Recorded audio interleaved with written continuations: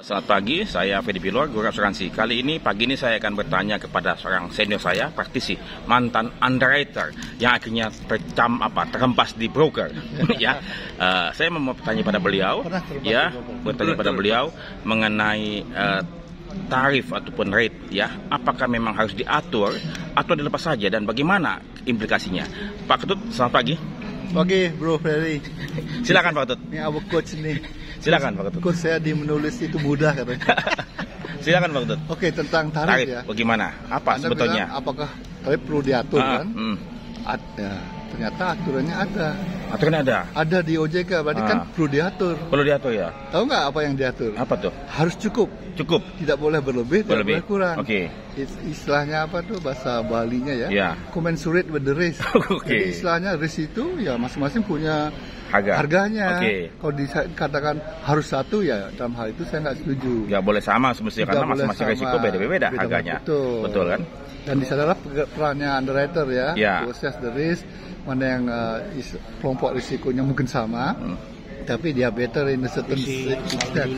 Bro Ricky ini. Ya. Karena loss ratio-nya pasti beda-beda kan, setiap risiko kan? Tentu. Ya. Dalam hal itulah yang menyebabkan harus tidak ada istilahnya satu rate untuk satu kelompok risiko. Harus diberikan treatment yang beda ya. Ya, karena COP, cost of production-nya beda-beda pasti. Pasti beda. Itulah sebabnya makanya untuk soal cost kan kita juga diatur ya. Hanya boleh mengambil margin tertentu untuk pure risk pure premium itu di atasnya tambahkan dikit agar ya kita kan namanya perusahaan untuk bisa harus ada untung. Harus untung untuk bisa beroperasi terus ya. Ya, oke. Tapi kemudian kalau katakan tadi misalnya harus untung, ya kan untungnya nggak bisa disamakan semua kan? Kalau saat ini semuanya untung disamakan, sehingga dalam hal ini tarif yang diatur saat ini adalah memanjakan para perusahaan asuransi yang klaimnya babak belur, ya, yang underwriter-nya dodol. Begitu ya? Bagaimana menurut Bapak? Kira demikian. Jadi kalau mengharapkan untuk yang sama, untuk cara menghandle yang beda, ya salah. Jadi istilahnya kan salah handling the risk ya. Misalnya efisiensi. Kan masing-masing perusahaan beda-beda. Ada yang di saya tadi istilahnya cost of production itu beda-beda. Ada yang efisien, ada yang bagus mengelolanya. Sehingga profitnya pun harusnya beda-beda. Ya. Jadi menurut Bapak bahwa kan kalau tidak salah sekolah di luar negeri Pak. Kalau tidak salah apa catat ya? Atau New Zealand? Saya alumni New Zealand tapi by distance learning ya. Oke, itu bagaimana Pak waktu diajarin Pak? Dulu kan Bapak kan orang pertama-tama New Zealand ya. Saya bukan pertama tapi yang kedua setelah Bapak Arizal. Oke, itu bagaimana diajarin Pak New Zealand? Diajarinnya ya harus patuh. Menjadi underwriter itu harus ketat dengan disiplin ya, dengan technical rate. Jangan, artinya memang harus ada acquisition cost harus diakui, tapi nggak boleh berlebihan. Simpel sebenarnya kan. Jadi saat ini underwriter kita dikebiri, ya bukan disunat lagi tapi dikebiri, tidak bisa melakukan pekerjaannya. Bagaimana menurut Bapak saat ini? Itu kan komentarnya Bung Freddy yang selalu nanya.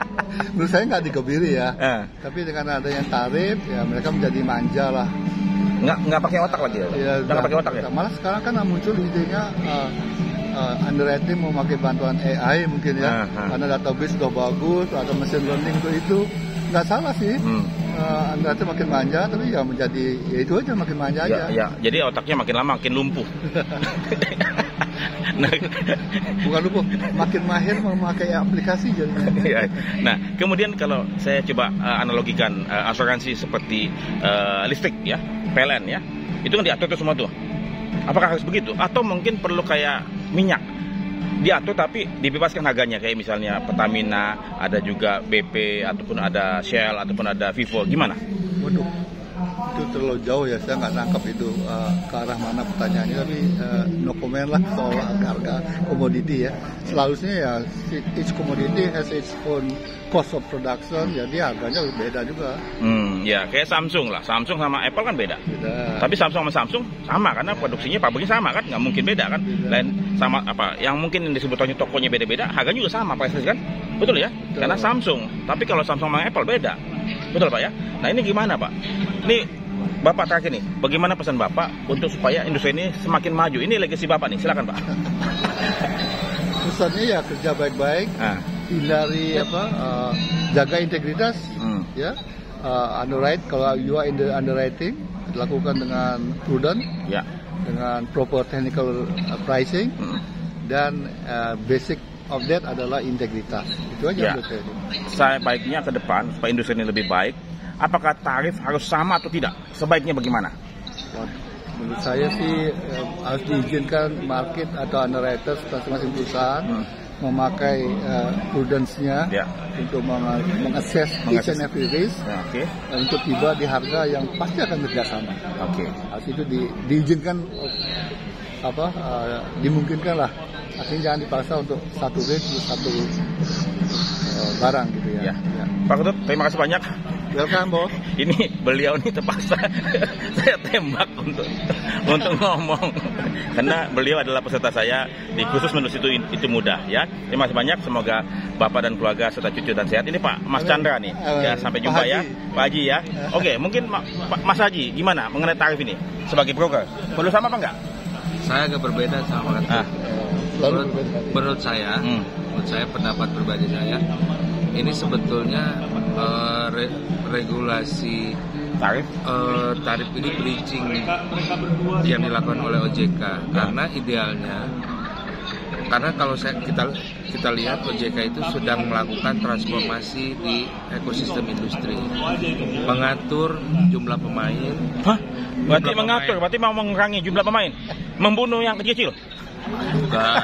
Jadi mengatur itu dalam artian seperti ini, mengembalikan kaitannya, di mana sektor industri keuangan memang secara bicara di global memang harus kuat secara struktur permodalan dan orang-orangnya.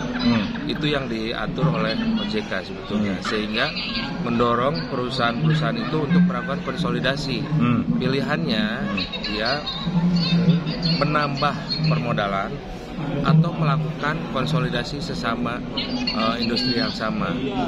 Dalam itu merger dan akuisisi.